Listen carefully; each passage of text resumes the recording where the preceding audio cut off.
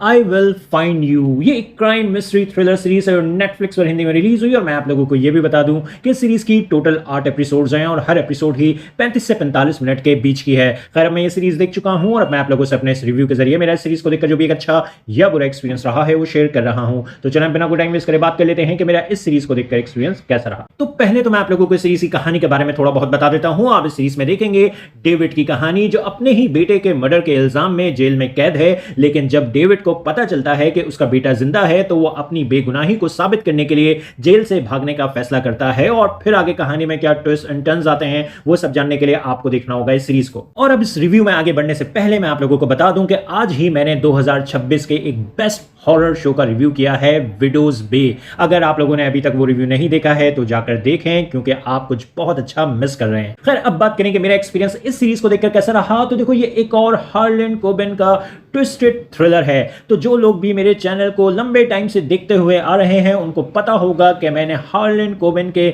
90% shows का review किया हुआ है। तो अगर आप भी हार्लन कोबेन के शोज को शुरू से फॉलो करते आ रहे हैं तो आपको पता होगा कि ये किस स्टाइल का शो है। खैर ये सीरीज हार्लन कोबेन के बेस्ट शोज में से एक तो नहीं है, लेकिन फिर भी अगर आप लोगों को fast pace, twist and turn से भरे मिस्ट्री थ्रिलर्स देखना पसंद आते हैं तो कहानी आपको इस सीरीज की भी start to end decently hook कर रखेगी। और जैसे जैसे शो प्रोग्रेस करता चला जाता है आपको एक के बाद एक ट्विस्ट एंड टर्न्स कहानी में देखने को मिलते रहेंगे, जिसमें से कुछ आप प्रिडिक्ट कर लेंगे और कुछ को आप प्रिडिक्ट नहीं कर पाएंगे। बाकी कहानी और कैरेक्टर में आपको कोई खास डिटेलिंग या इमोशनल डेप्थ देखने को नहीं मिलेगी, ऑल्दो कैरेक्टर वर्क सीरीज का बस ठीक ठाक सा है। इसीलिए इस सीरीज की जो एंडिंग है वो इमोशनल इंपैक्ट क्रिएट नहीं कर पाई जो कि असल में उसको करना चाहिए था। और इस सीरीज में भी आपको थोड़े बहुत लॉजिक और बिलीवेबिलिटी के इश्यूज देखने को मिलेंगे, इसीलिए ये सीरीज देखते हुए भी आपने अपने दिमाग का ज्यादा यूज नहीं करना है। बाकी एक्टर्स की परफॉर्मेंसेस डिसेंट हैं, सीरीज का म्यूजिक और प्रोडक्शन वर्क ओवरऑल अच्छा है। इन शॉर्ट, अगर आप लोगों को फास्ट पेस,